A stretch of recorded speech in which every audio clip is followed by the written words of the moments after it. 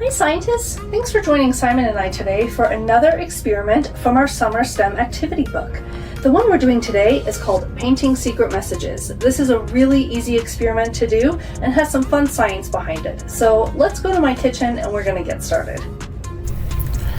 So I'm starting out here with a wax crayon. This is a white crayon and I'm writing on white paper so you can't see what I wrote.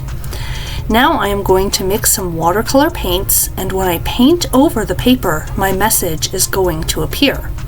And how this works is because the wax crayon is hydrophobic, meaning it will not interact with water. It repels water.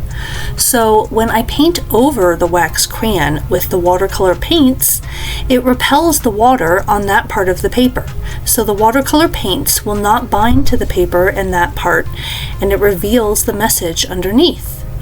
So as you can see here, I'm going to continue painting these colors, and soon my message will appear. And there are other ways to make secret messages too. You could use lemon juice and then heat up the paper, and that would make your message appear.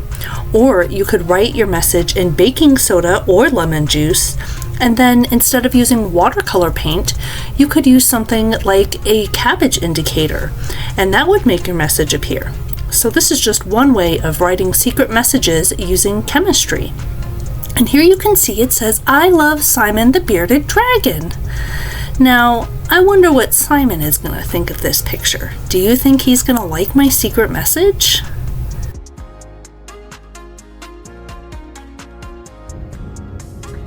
Thanks for joining Simon and I today as we painted some secret messages. Hopefully you had fun and you learned something. If you haven't already, go ahead and click the link below to get your copy of our summer STEM activity book. It's full of fun activities for you to do over the summer, and until next time, keep discovering.